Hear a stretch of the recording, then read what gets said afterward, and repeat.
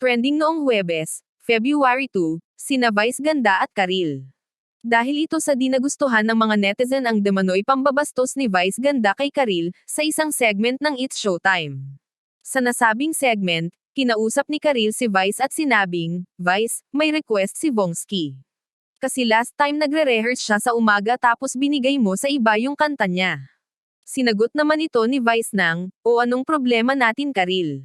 Sinagot naman ito ni Karil ng, "Hindi natatawa lang kami, kasi nga pinractice daw niya." Agad naman itong sinagot ni Vice ng, "O edi sana kinanta mo." Muling humirit si Karil ng, sa bawat sulok daw ng bahay niya pinractice daw niya, agad naman itong binara ni Vice ng, "O okay na yun Karil." Ang palitang ito ay agad na pinag-usapan. Marami ang nagbigay ng suporta kay Karil at nag-call out kay Vice dahil sa out of taste na joke nito. Isa sa mga nagbigay ng suporta ay si Kuya Kim at nag-post ng, "I love you" at Ana Karil. Sa parehong araw, ay nag-post naman si Vice sa kanyang Twitter at inamin ang pagkakamali. Ayon sa kanya, "Oh I am so being called out.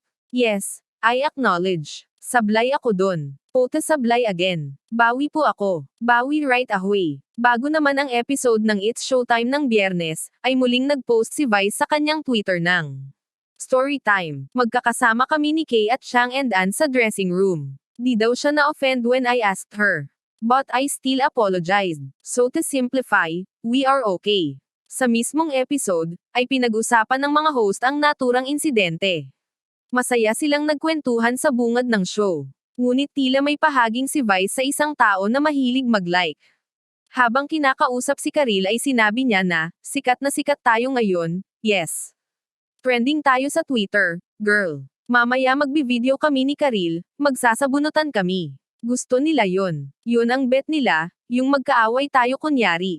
Tapos maraming magla-like para involved sila. Yes, trending din siya. Nakuha niya yung gusto niya. Ikaw talaga kuya. Mabilis naman itong binigyan ng pangalan ng mga netizen at sinabing ang kuya na pinaparinggan ni Vice ay si Kuya Kim.